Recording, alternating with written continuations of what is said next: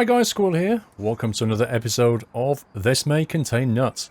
Thank you for all of your questions that you submitted for this week's This May Contain Nuts. The theme of today's episode is space. It was suggested by SGT Ghost. You guys sent in all your questions. I've gone through it. There was a lot of them, I have to say. There's a lot of them. Some people misunderstood what I meant by space. They started asking questions like, how much space do you have in your studio? Actually, it was more about space as in the universe itself. I thought I explained it, but some people didn't understand, I don't think. Anyway, the next episode of This May Contain Nuts, the theme for it will be sports. That was suggested by Teppers and quite a few others, so I thought we'd knock it on the head, because obviously a few people want that. Sports is the next theme. If you want to ask questions for the next episode, link is in the description. There's a little Google form that you go and fill in. And if you want to suggest a theme, just put theme and then whatever you think at the end of your question. So just put your question in to the form and at the end put theme, colon, this. This is what my theme is, you know. Plasticine, I don't know. Whatever your theme suggestion is. So that's how you ask questions. Thank you very much for keeping them coming. It is entirely dependent on your questions. That's the whole point of this. It is basically an Ask Me Anything. Now today we are in Romania. We're in Bacau. And we're going to be taking a job to Slovakia. I can't remember exactly where it goes. Over here somewhere. That's the plan today. Actually, if I look at my minimap, I thought I spotted. Yes, I did. Spot a discoverable. Let me just quickly zoom in and see what that's all about. Okay, so there's something down here, which I think I'll go and get before we go and pick up our trailer. We are using MAN TGA. This is Mazda's MAN TGA. We're on 1.27 of Eurotruck, and we have the spring mod installed. Hence why you'll see some, you know, leaves on trees and little bits of flowers and stuff. This is a really nice truck. The configuration that we're in, I think we're in a 600 brake mid-lift, if I remember. Yeah, we're in a mid-lift. The only thing to say about it is it has a bit of a small tank on it. For a V10, it's a bit of a tank. So, what I'll probably do, actually, I've just noticed there's a fill-up point down there. So what I think I might do is get this discoverable and make sure we're topped up. I don't think it's a particularly big journey today. I think it... Actually, how do you get out? There we go. I don't think it's a particularly big journey today, but it's worth making sure we've got enough fuel for the whole thing. So... there we go. Roads should be relatively quiet. And... my shifter is not working right now because I think I forgot to plug it in, so I'll have to plug that in a second. Let's get over here first. Yep, there we go. Should be a left turn. Oh, it's a Mercedes dealer. No, wait, that's not the discoverable. Or is it? Yes, it is. It is a Mercedes dealer. Cool. Right, where's the fuel stop then? Okay, that's the most random fuel stop. What the heck? Now this is interesting. What the heck is this? Where do you even pay? I have no idea. Alright, let's fill up. We'll just top it up and make sure I've got enough. There we go, and I shall, while that's going on, I shall plug in my SKRS shifter.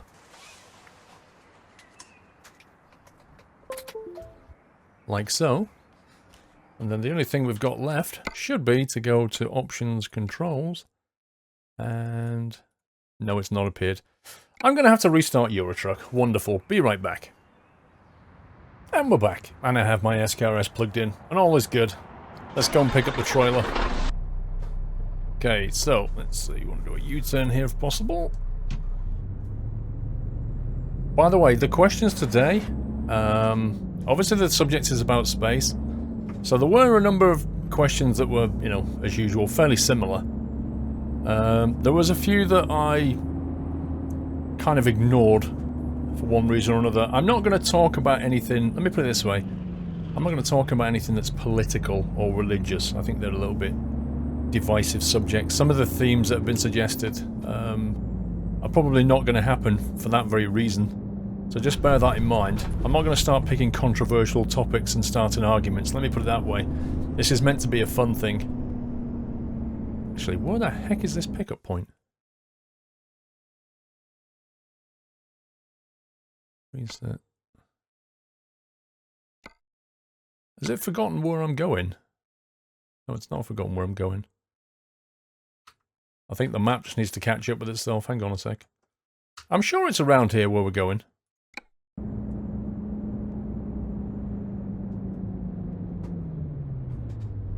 Okay, this is a bit crazy. Oh, I think it's because I clicked reset, isn't it? Set again.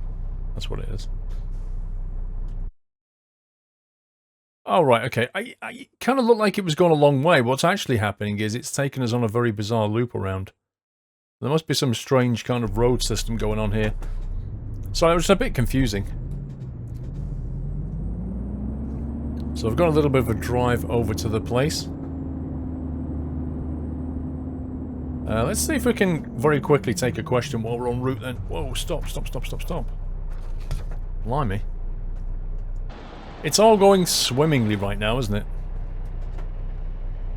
Can't actually see if the lights are on red or not. First question from King Driver FC. Says, if you could fly to anything in space, what would it be and why? If you could fly to anything in space, what would it be and why? I guess, I mean, the most obvious thing that comes to mind, people might start going, oh, I fly to a black hole, like, I actually think flying to a black hole would be super boring. Like, because it is black, there's nothing to look at. It's just blackness. Equally, I think if you fly to a star, it's going to be so bright you can't even look at it. So I think that rules those things out. I think, you know, you probably need to focus on flying to nebula and looking at those things, like some of the stuff that Hubble the Hubble telescope has returned. Pictures of nebula and galaxies, they look generally amazing. Not sure, because once you fly to them, you're actually in them, and then you can't see them properly.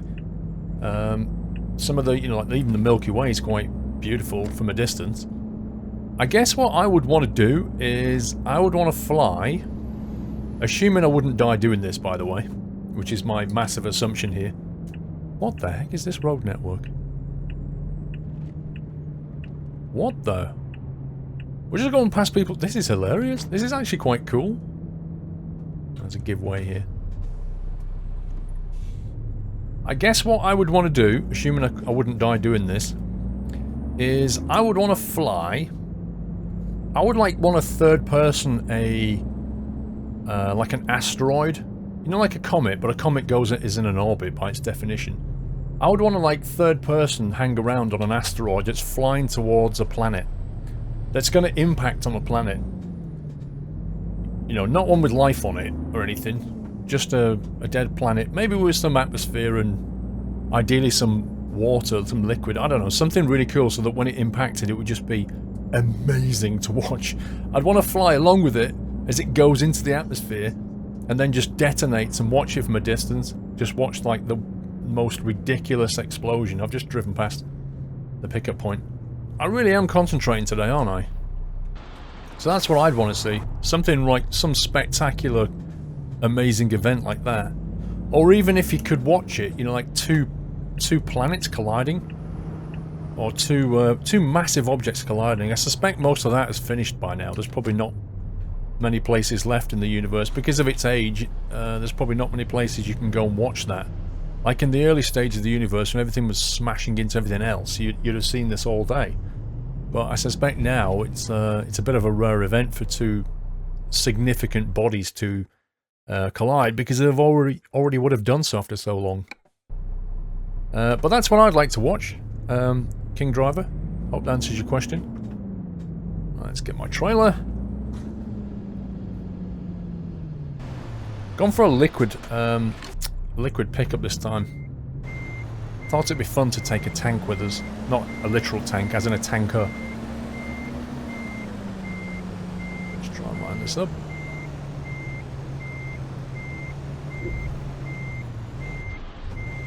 Don't think that locked in, did it? Give it a bit of a shunt. Okay. That was probably a bit too much of a shunt. Maybe this trailer doesn't have advanced coupling. Do you know what? Hang on, I can see the kingpin.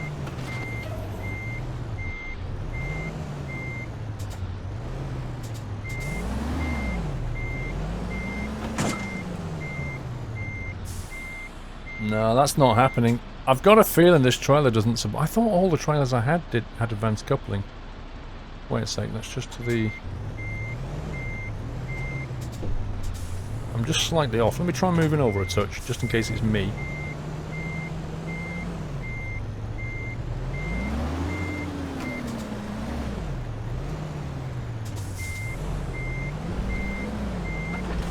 It was just me. There we go. It was just me. I was off. It's very hard to see. That's the thing about this. Very hard to see where you're at. Anyway, so let's have a quick look at the job. We are leaving Bakau. We're heading north, then northwest through Patra Nipt. I don't know how you say this. We're going to go down Route 15, taking a journey to the north via Baymard. Is that how you say this? And then Mukashev. Uzhorod, sounds great name, and then into, you can see, I think we go out of Romania, I think we go via the top, very tiny part of Hungary, and then into Slovakia. So that should be fun. Let's hope for a journey that's not quite as eventful as the start of this video, because quite frankly, a few things have gone wrong. Now this is a barrier mod that I have installed. It is in the mod spreadsheet. mods.squirrel.tv if you want to see that. Most of the trailers are going to be coming from the various Jazzy Cat trailer packs that I have installed, which are compatible with 127. Other than that, let's get answering some questions. Next one comes from Quenu? Q-U-E-N-U? Quenu? Is that how we say this? He says, what planet would be your dream planet to visit? What planet would be your dream planet to visit? I actually thought about this question a little bit when I read it. And this is going to sound cheesy at best. This is going to sound really cheesy. But I actually think that we live on one of the most beautiful planets in the universe. Because it is a stable biological planet. It is an ecosystem. If you see it from a distance, it just looks amazing. It's like blue, you know, the clouds moving across it. It just looks incredible. But because we live here, we take it for granted. We look at other planets and go, whoa, look at that. It's all red and brown and rocky, and look how big it is. Woo. This one is actually amazing.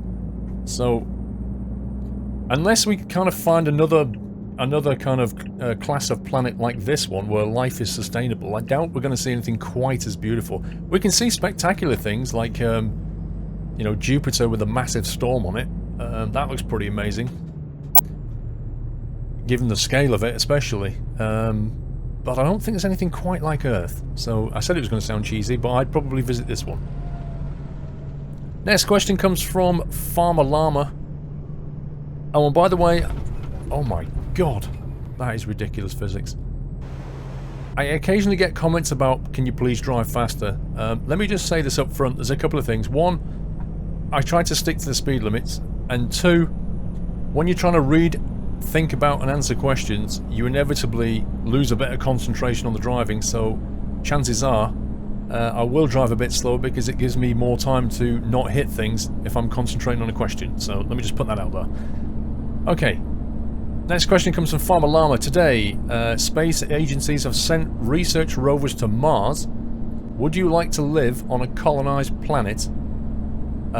Would you like to live on a colonized Mars? Is what he said.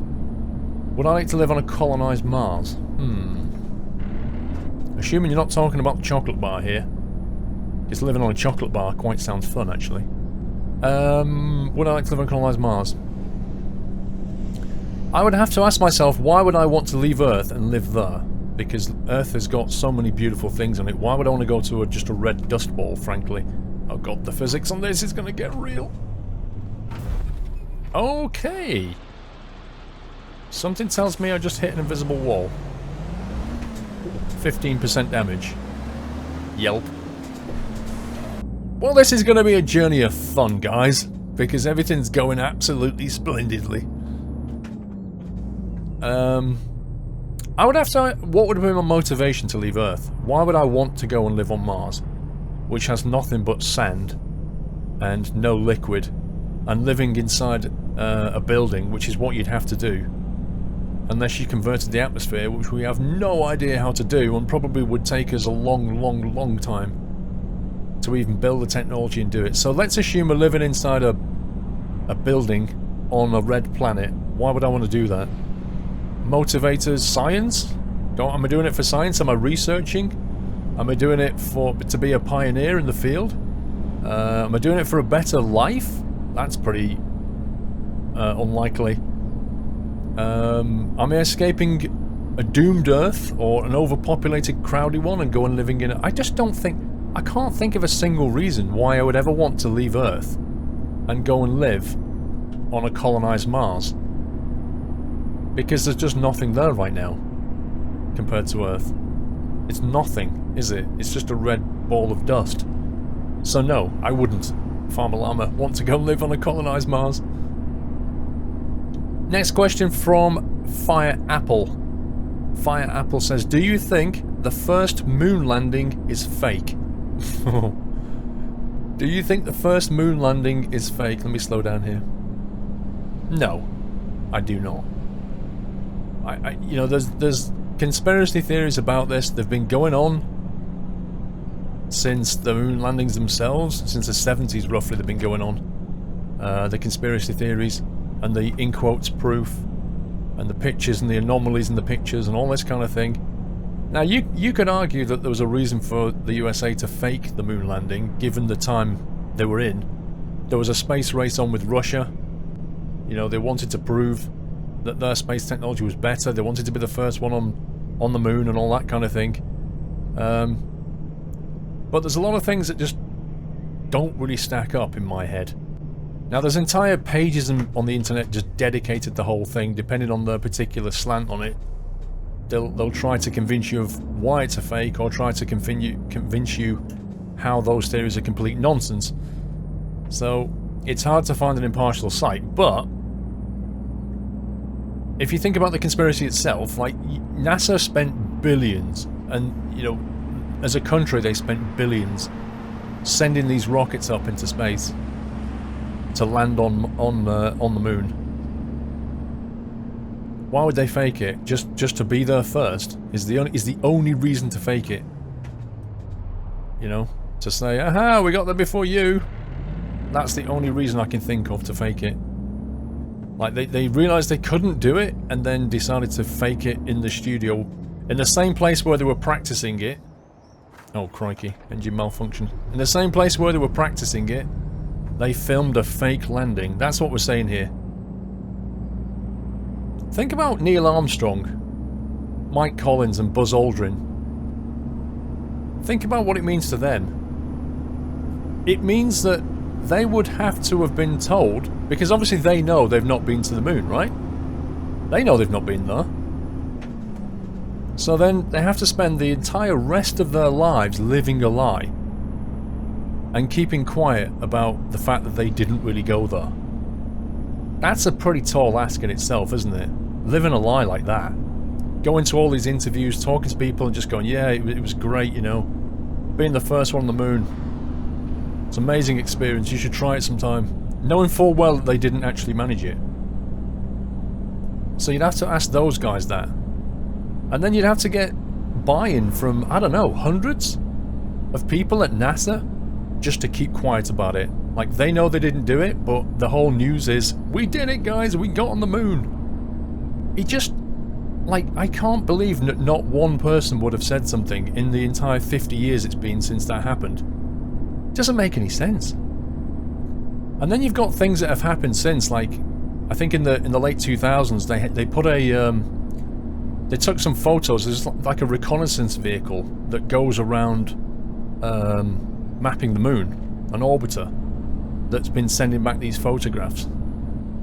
And they've captured the landing sites on the moon. You can actually see the lander modules and the tracks that they left. And then I think it was 2012, they managed to get some really decent high-resolution pictures where you can see, like,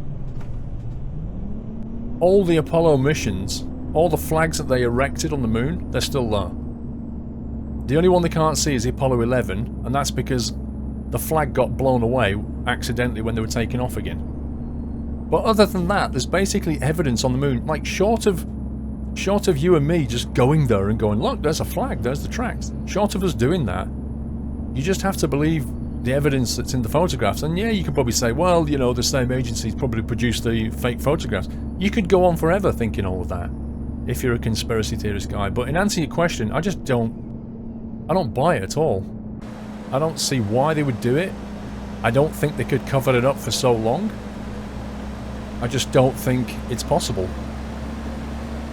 I just don't think they did, and I certainly don't think that people like, you know, Buzz Aldrin, who I'm pretty sure is a man of self-respect, would even tolerate the idea of faking it. Like, it would just...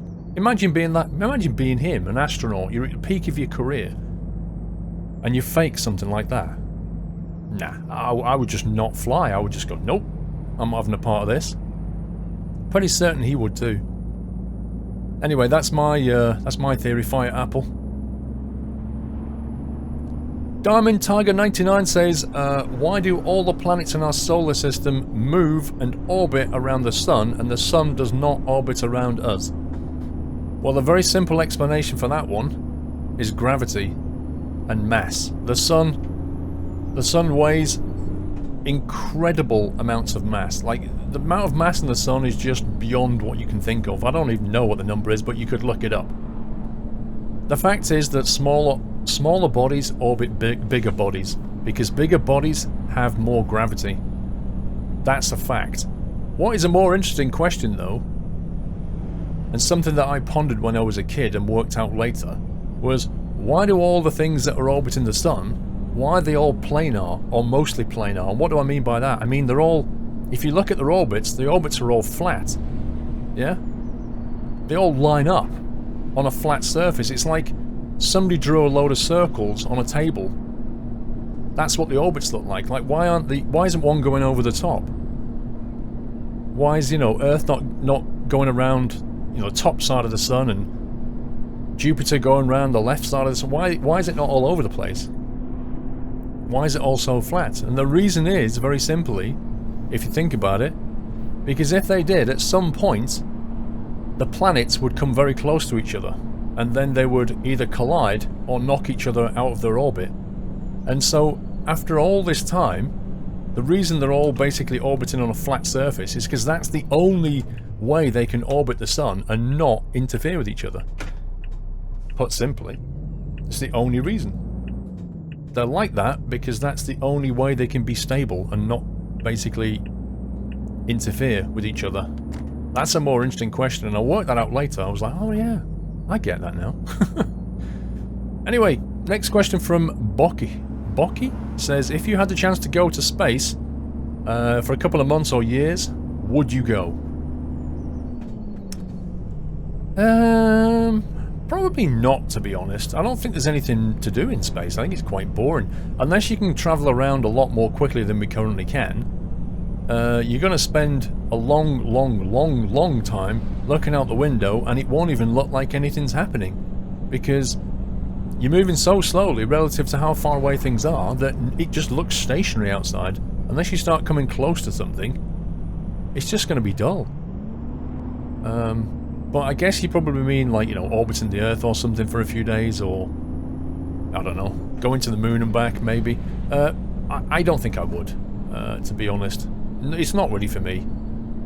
I'd like to see the Earth from a low orbit.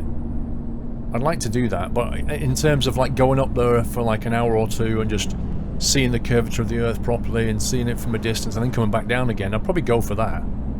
But I don't really want to spend an extended period of time up there, you know? eating space food and zero G, you know, trying to brush your teeth zero G, trying to sleep in zero G. I mean, that's got to be weird. Got to be tricky. Not really something I want to try, to be honest. Next one is from Karthik. One second. Karthik says, do you think there are other life forms on different planets? Hey, that's something that's been asked many times, hasn't it, by scientists? Is it possible there's life on other planets? Even science fiction people ponder this one. I think the chances of life on a planet are ridiculously small. Like, the chances of a planet even having an atmosphere that can cope and hold sustainable life, or even just being stable, is ridiculously small. So to even encounter a planet like that is remote, and then to encounter life on that planet is even more remote still. But what you have to remember is there are like a billion stars out there. Some very, very, very big numbers, and when you multiply those numbers by the very small chance of things happening, after a large amount of time, things happen. It's statistics, and therefore I think is almost certainly going to be life in the universe somewhere else. Who knows what form it's in? May not even be carbon-based. You know, maybe something else. Or if it is carbon-based, it could be massively different to what we've got. Because any life on another planet is like, basically the environment forges the life. That's the thing. And so if the environment is different in just very small ways, it will give rise to very different kinds of life forms. So yeah, I think we will find, or there will be other life on other planets. Chances of us finding them are very, very slim. There are just too many possibilities out there for us to easily find things. But we're going to keep looking. We have found a few planets that could potentially sustain life. I think there's only about 4 or 5 that we've found so far, but it's a start. Next question from Lloyd Franklin. Lloyd says, whoa, dude! What the heck? That was like Carter to Rostock disaster all over. Lloyd Franklin says, what do you think about Pluto being classed as a planet again? Would you like to see this? I would, he says, Lloyd Franklin. Actually, it doesn't bother me. I mean, I grew up with it being a planet. It's now not classified as a planet. It's actually classified as a dwarf planet now. It doesn't bother me. I mean, let's face it. Classifications, if you classify things, then you have criteria, yeah? It could be the mass of the planet, it could be the composition, it could be the radius of it. However you want to classify things, you need to have rules. To be this class, you need to follow these rules, right? That's it. Criteria. Now, in the case of Pluto, nothing actually changed. The only thing that changed was the definition of what we call a planet. It still meets a few of those criteria, such as it's round and it's orbiting the sun. Like, they're the first 2 classifications we have of a planet. It's round and it orbits the sun. The third one is a bit more interesting. The third criteria says that the planet must have cleared the neighborhood of its orbit.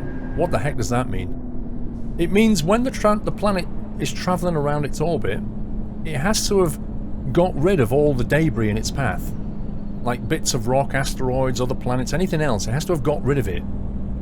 Either by knocking it out the way or just colliding with it. Now, in the case of Pluto, it hasn't actually done that yet. It hasn't done it. And so, for that reason, it's not classified as a planet.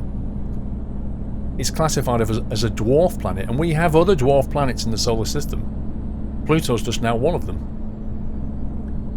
But here's a random fact for you. It takes 8 minutes for light to get from the sun to the Earth.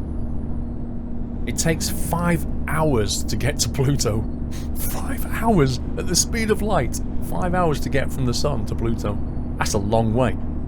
And I think there was some other weird stat, like ever since we've discovered Pluto, it's still 150 years more to go before it completes one orbit of where it was when we first discovered it.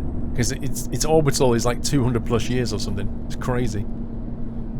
Random facts. But no, it doesn't bother me, Lloyd Franklin. I don't really care if it's not a planet, to be honest. The only thing that it changes is the history books. Next question comes from Harry, brackets Corres. Harry says, hello Paul, hope you're doing well. In terms of space travel and inhabiting space, how long do you think it will be until humans start living in space, or at least on a different planet? Whew, tricky one, isn't it? I'm trying to crystal ball this. Ultimately, I think space travel and inhabiting other planets requires... It's expensive, let's face it. That's the first thing to say. It's very, very, very expensive to go to space. So you need commercial or you need political motivators. Either the countries are going to be paying for it, you know, for political reasons, or, you know, commerce is going to pay for it. Somebody has to pay those massive bills. Who's going to do it? Why would they do it?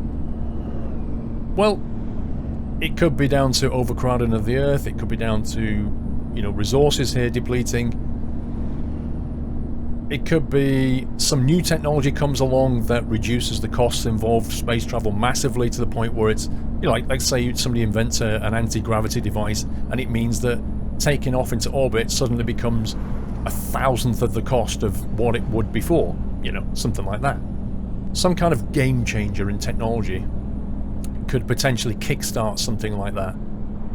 Maybe they discover some exotic... maybe they send out probes, discover some exotic material or mineral or something that we absolutely need on this planet that has now run out and we need to go and get it from somewhere else. That's a commercial driver. That could cause people to do that kind of thing, or country, you know, commerce to pay for it.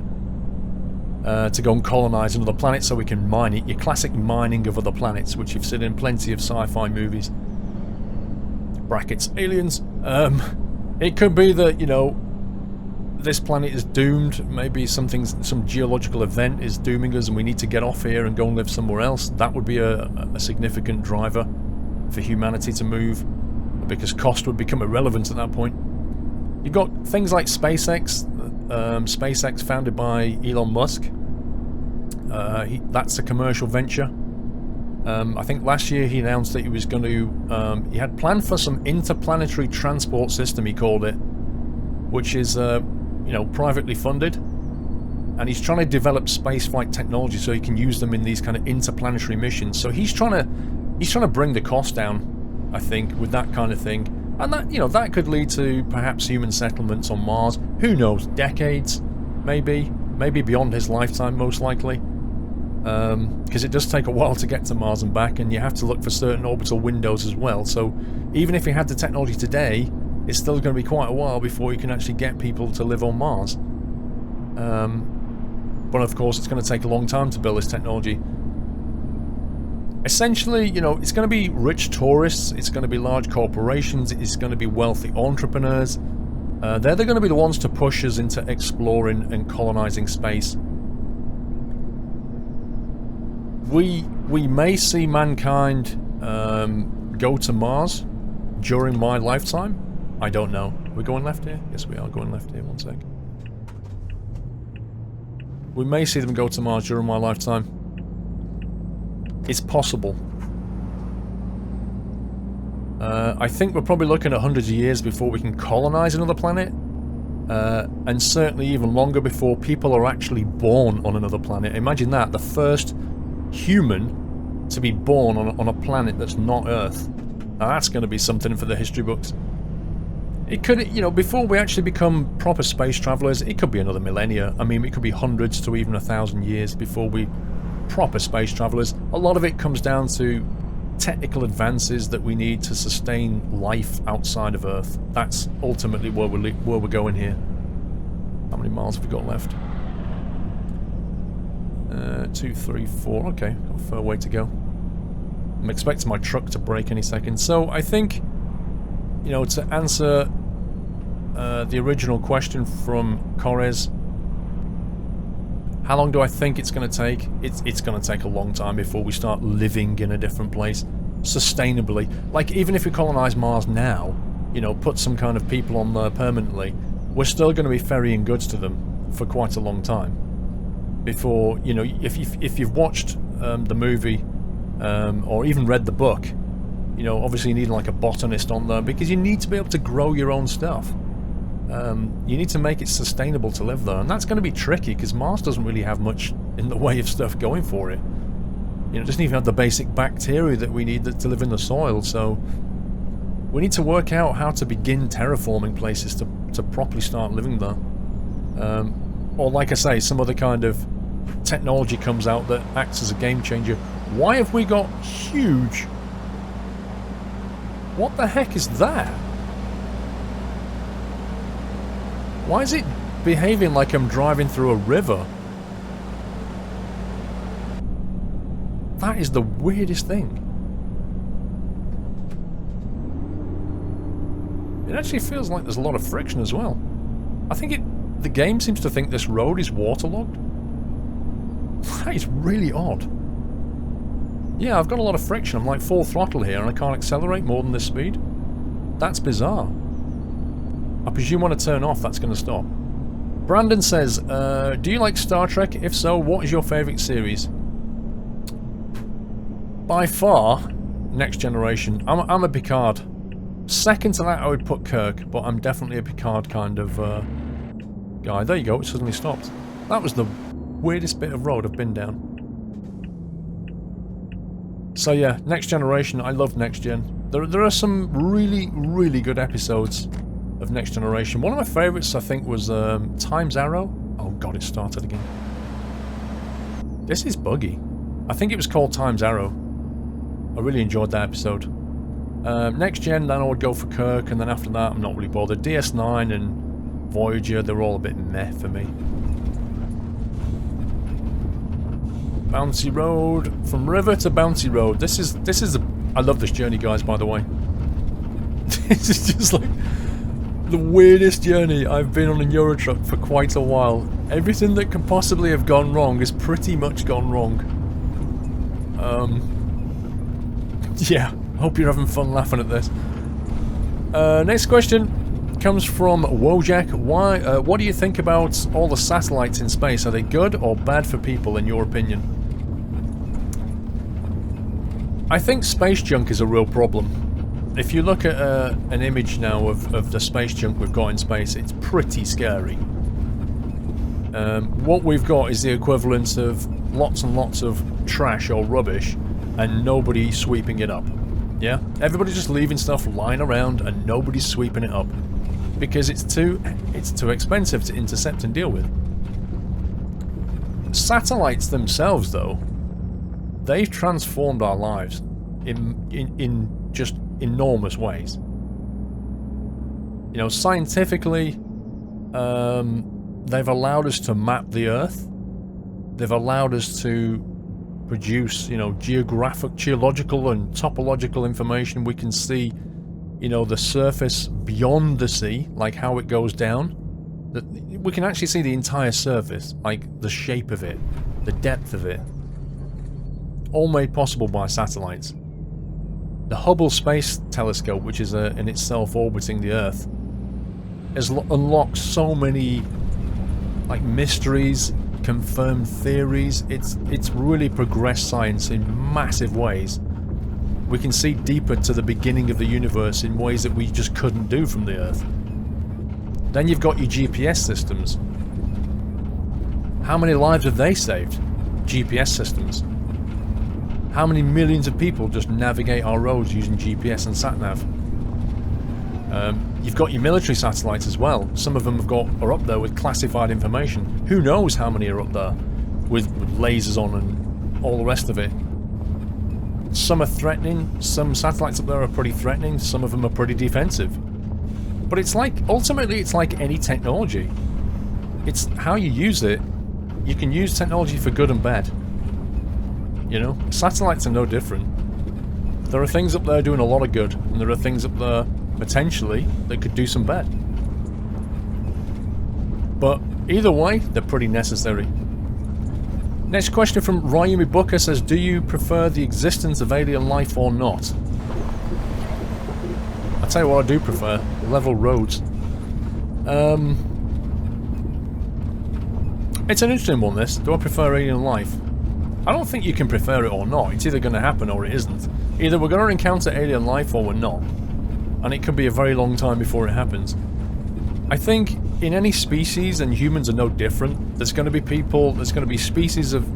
There's going to be populations in that species that want to integrate, learn from the other one, and there's going to be ones that want to enslave or eliminate them, or are just suspicious of them. That's just certainly the way humankind is. I don't know if it's going to be true of other species, but it's definitely the way humankind would treat another alien life form. And you can see that in various films. There's various films that have kind of explored that topic. If you play games like Civilization or Stellaris, that kind of thing, you can see that in action. You can experience it. All the double dealings and the spying and the, you know, trying to destroy the other one or trying to cooperate and team up against other alien life forms. I don't think we'll encounter alien life for a very long time. At which point, we will probably be spread out around the universe a bit better than we are now, where we just live on one ball of rock. And maybe we'll be very different as a species by then.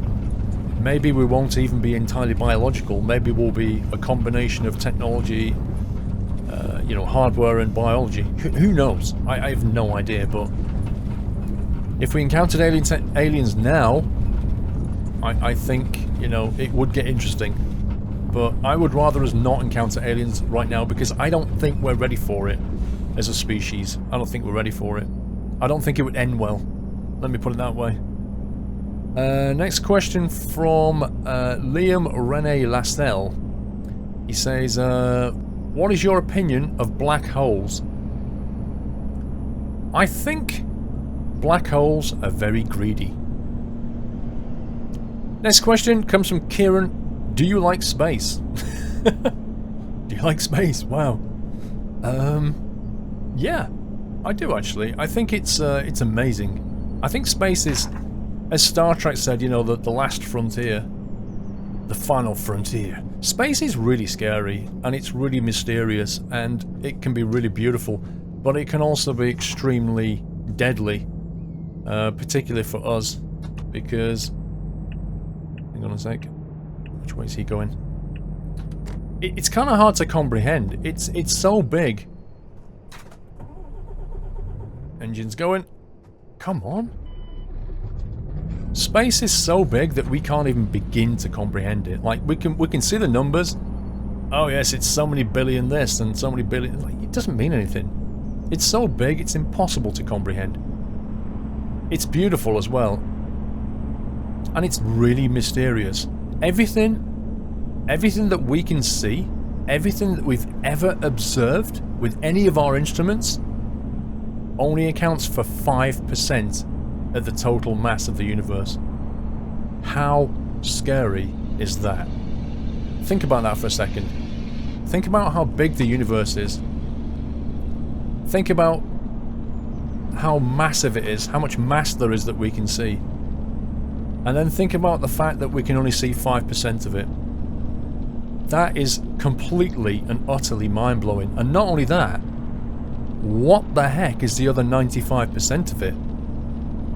We know that a significant part of it is dark matter, and even more of it is dark energy. And what we think of as empty space is not empty at all. It's actually full of energy and things. It's just... I kind of feel like we really don't know what's going on. Like, we really don't. We're sitting on one ball of rock, looking out, and what we can see is too far for us to get anywhere near in any lifetime. We're looking back at, like, we're looking back at things that are like a million years old on the other side of the galaxy, even more sometimes, and everything that we can see is only 5% what's actually there. I mean, it's just... Where do you even start with this kind of thing? I think we better pull in and get some fuel. I told you the fuel tank on this thing was the thimble. So that's pretty scary. And then you've got the fact that, you know, we, as a species, you know, we can't survive out there. Parking brake, engine off. Let's fill up. You know, we as a species, we require very specific conditions for us to live. You know, we require 21% oxygen. We need no other kind of toxic gases. I think we can survive in about 100 degrees temperature range. No more. You know, plus 50 to minus 50 roughly. We need regular water, which is not in big supply in the universe in general. We have a fairly kind of narrow atmospheric tolerance range. Like if the pressure gets too high or too low, our bodies just can't cope with it. One sec. Let's see how busy we are here. We need to be eating regularly. We need like regular biomass to convert into energy that we can actually use.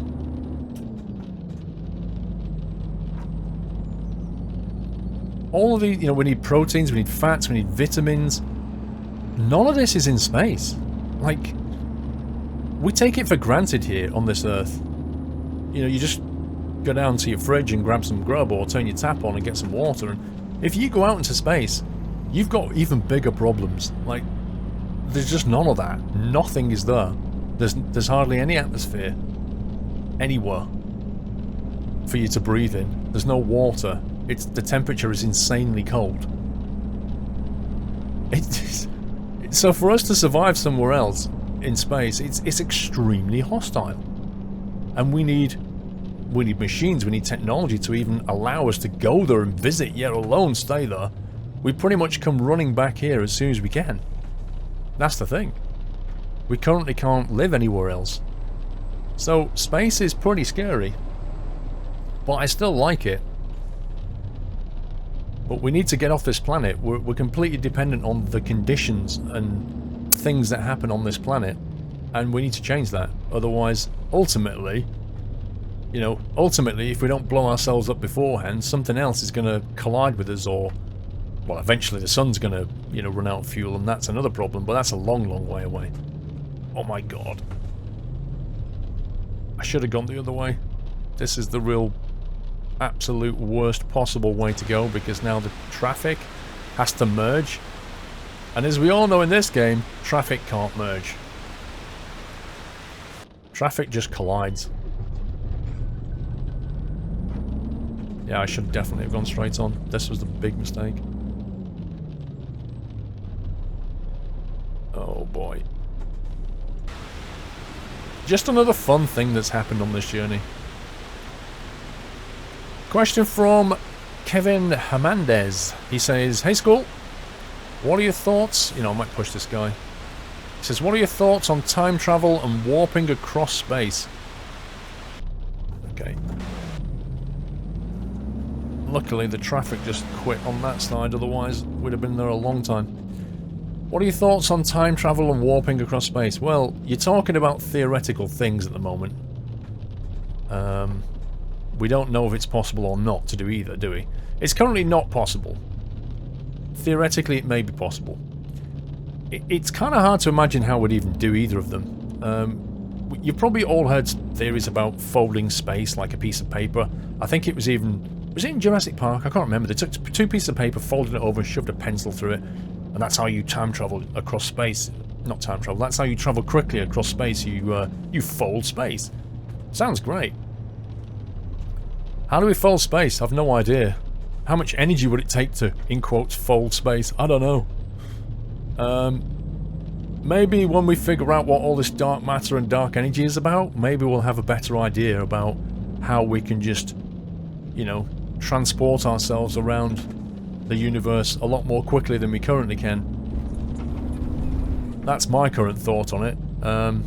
I think we're going to require major discoveries, like major technological breakthroughs, before we can even contemplate something like that. You know, fast traveling through space. We're going to have to unlock it though, because currently we can't even get, you know, around our solar system, yet alone around the galaxy, and yet alone around the universe, which has got a billion galaxies in it. You know, I mean, it's just crazy. Unless we can work this one out, we're not going anywhere in a hurry. We just don't live long enough for a kickoff. And yeah, you could cryogenically sleep yourself and all the rest of it, but let's face it, when you do that, you give up your family and everything else, because by the time you get back, you know, they'll be well gone. So we need to crack that.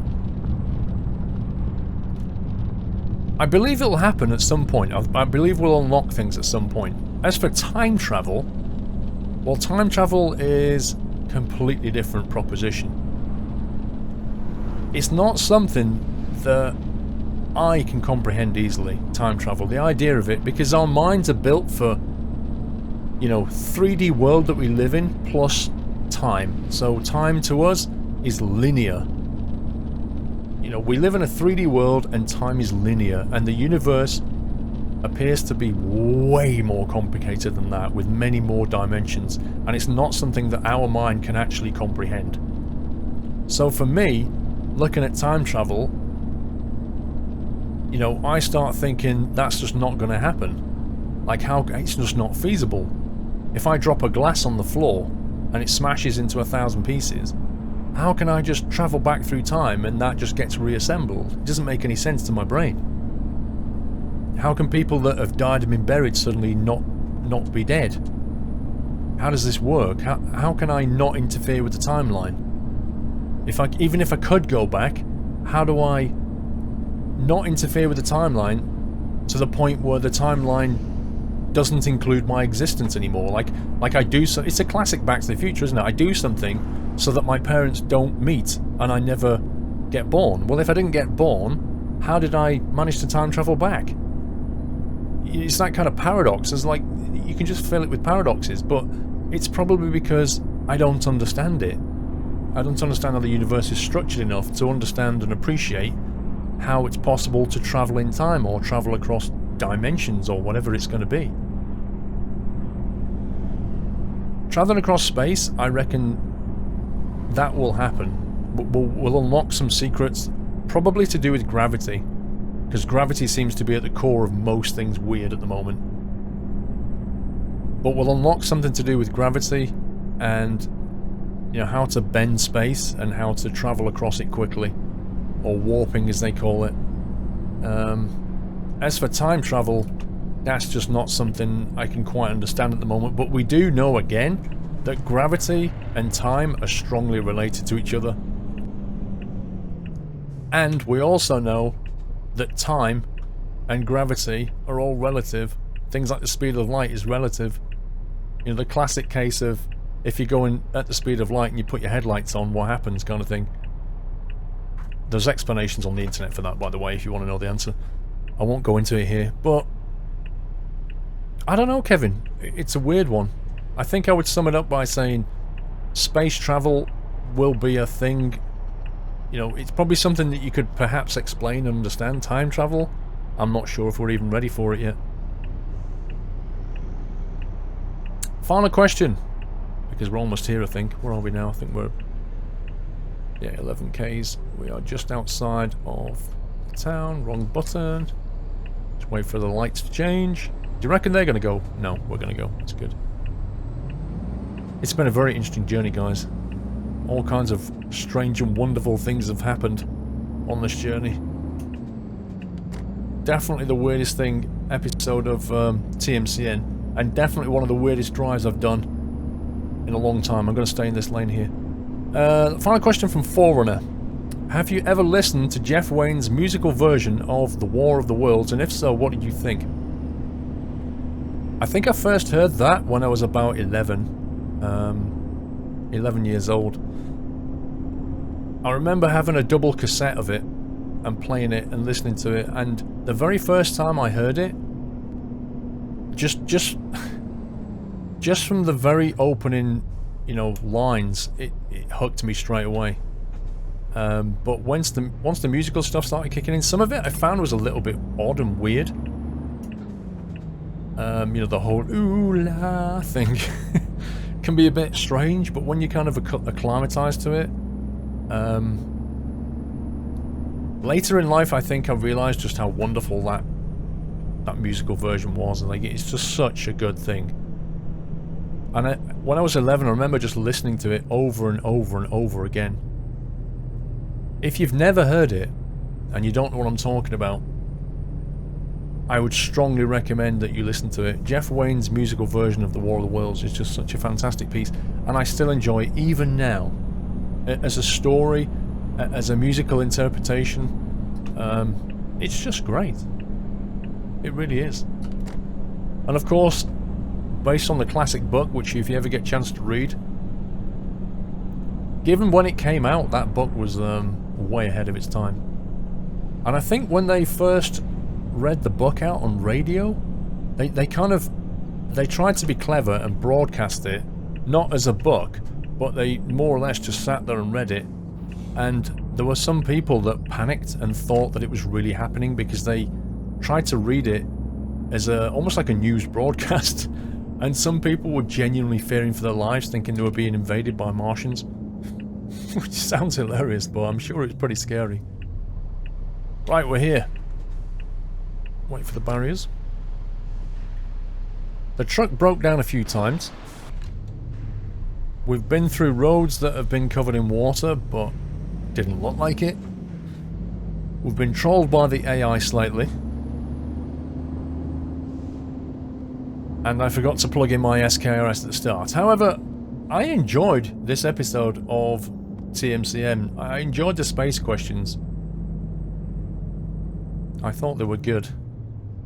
There were some good questions in there. There were far too many, though, for me to answer, so if I didn't answer your question, please don't feel bad, because honestly, there were way too many for me to actually put into one episode. Plus, there were a number of duplicates, all very kind of asking the same kind of thing, really.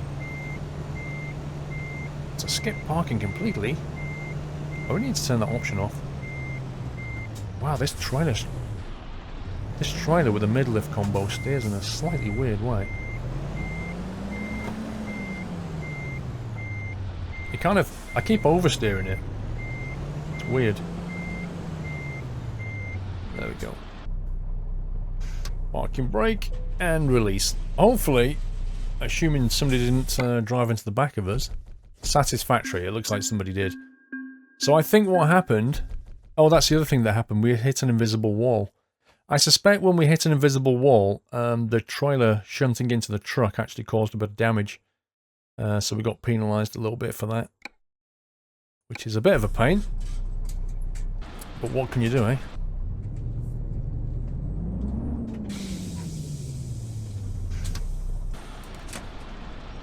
So there you go. That is it for this episode of This May Contain Nuts. It was a fun episode. Remember, the video description has a link to the how to submit your own question. If you want to submit a question, as I said at the start of this video, check out the video description. And until next time, guys, take care. Happy trucking.